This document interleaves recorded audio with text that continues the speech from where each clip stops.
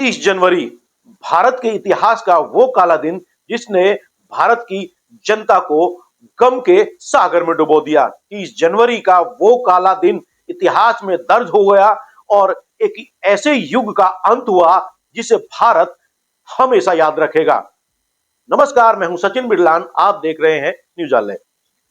विचारों की लड़ाई चलती रहती है, चलती रहनी भी चाहिए और आगे भी चलती रहेगी। लेकिन ये वैचारिक लड़ाई किसी आपराधिक षड्यंत्र या फिर हत्या तक पहुंच जाए, ऐसा कभी नहीं होना चाहिए।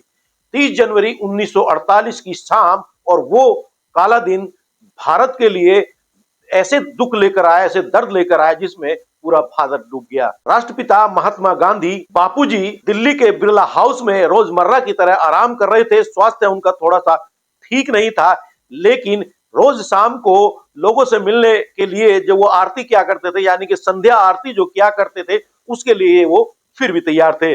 लोगों ने पूरे आरती का आयोजन किया और जब बापू जो है उस संध्या आरती में शामिल होने के लिए बाहर आए दिल्ली के बिरला हाउस के आंगन में, तो फिर वो हुआ जिसे भारत आज तक नहीं भुला पाया है।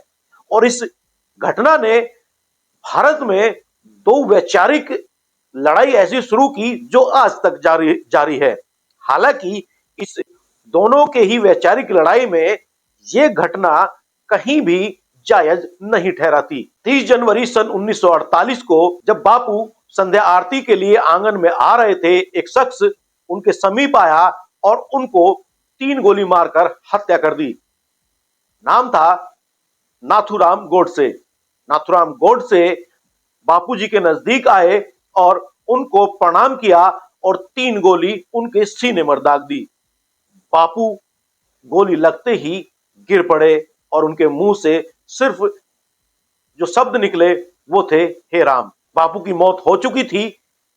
ये खबर आग की तरह पूरे हिंदुस्तान में फैल गई, जिसके बाद प्रधानमंत्री जवाहरलाल नेहरू को रेडियो पर भाषण देना पड़ा और लोगों से शांति की अपील के साथ साथ ये कहना पड़ा कि आज भारत के जीवन से, हमारे जीवन से रोशनी चली गई है। अगले दिन यमुना किनारे उनका अंतिम संस्कार किया गया, जिसमें 10 लाख से ज्यादा की भीड़ शामिल हुई और ये दिन जो है एक इतिहास के पन्नों में दर्ज हो गया और अंत हुआ एक ऐसे युग का जिसने भारत की नींव रखी थी।